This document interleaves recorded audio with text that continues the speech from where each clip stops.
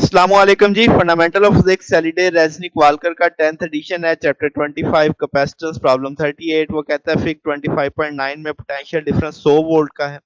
Capacitor arrangement लगा दिए 10 micro का, 5 माइक्रो का, 15 माइक्रो का। Q3 निकालना है, V3 निकालना है, U3 निकालना है। इसी तरह Q1 V1 U1, इसी तरह Q2 V2 और U2 निकालनी है।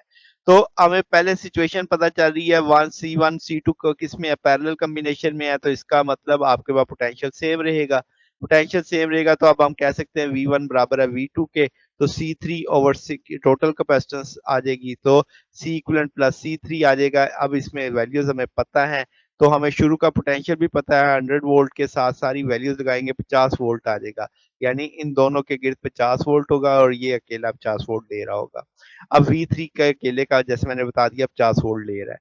अब हम सबके गिर्द का पोटेंशियल पता है, सबकी कैपेसिटेंस पता है, तो हम सब पे आने वाला चार्ज निकाला जा सकता है। तो Q1 की वैल्यू भी पता लग गई 5 10 पर -4। Q2 भी पता लग गया 2.5 10 पर -4।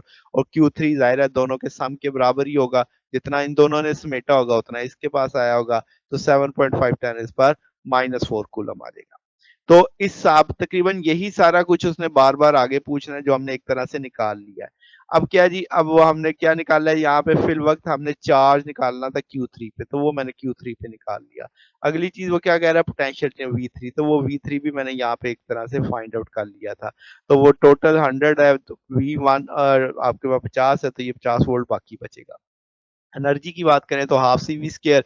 तो थर्ड की कैपेसिटेंस, थर्ड का पोटेंशियल लगा के सॉल्व करेंगे, 1.88 10 इज पावर -2 जूल आ जाएगा।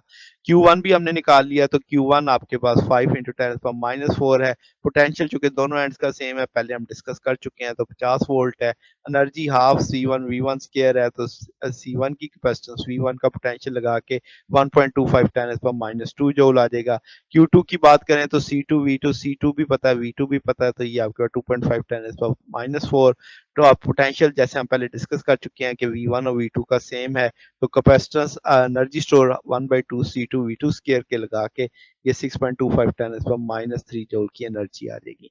तो ये हमारे पास सॉल्यूशन है जनाब। अगर आपको इसमें कोई बात पूछनी हो, डाउट हो, नीचे कमेंट्स में पूछ सकते हैं। वीडियो अच्छी लगी हो तो वीडियो को लाइक कीजिएगा, दोस्तों के साथ शेयर कीजिएगा, चैनल को सब्सक्राइब कर दीजिएगा। अब तक के लिए इतना ही, बाकी इंशाल्लाह नेक्स्ट देखेंगे। ओके, अल्लाह हाफिज।